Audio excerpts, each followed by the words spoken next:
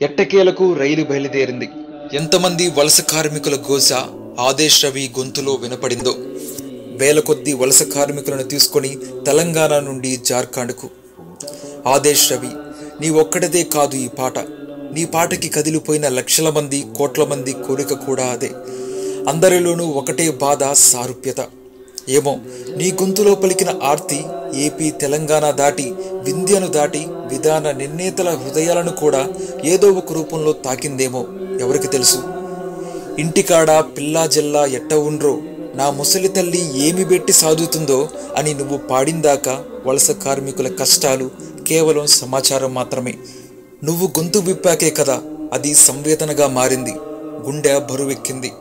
ఓవైపున హైవేల మీద కన్నీటి చారికలు గడ్డకడుతుంటే, భద్రంగా ఉన్న లోకమంతా ఛాలెంజ్లు, సినిమాలు, వంటలు, కుటుంబ వాత్సల్య వీడియోలతో బిజీగా ఉంటే, నెల రోజుల నుంచి నడుస్తూనే ఉన్నారు కదా రవి.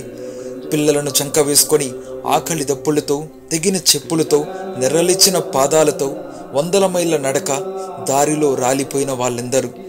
ముక్కు పచ్చలారని 12 ఏళ్ల అమ్మాయి 3 రోజులు నడిచి నడిచి కన్ను మూసాక దేవుడిని ఏమని అడిగిందో.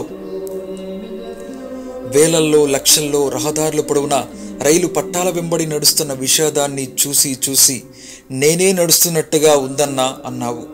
సినిమా వాడివి అయ్యుండి ఏవో కొన్ని ఫారిన్ సినిమాలు చూస్తూ ఐడియాలు నోట్ చేసుకుంటూ కూర్చోక నువ్వే బాధగా మారిపోయి చివరికి పాటవై పలికావు. పెద్ద కష్టాన్ని చిన్న చిన్న పదాలతో చెప్పావు చూడు. దానికి మించి ఆ గొంతు. చెడ్డ బతుకు, చెడ్డ బతుకు, చెడ్డ బతుకు, ఊపిరికి అడ్డుపడినట్లు ఏమిటా జీరా. పెన్నులోంచి కాదు, వెన్నులోంచి వచ్చిన పాట ఇది. ఇన్నర్ సోల్కి ఇన్స్ట్రుమెంటేషన్తో పని లేదని మాకు తెలిసింది ఇప్పుడే కదా.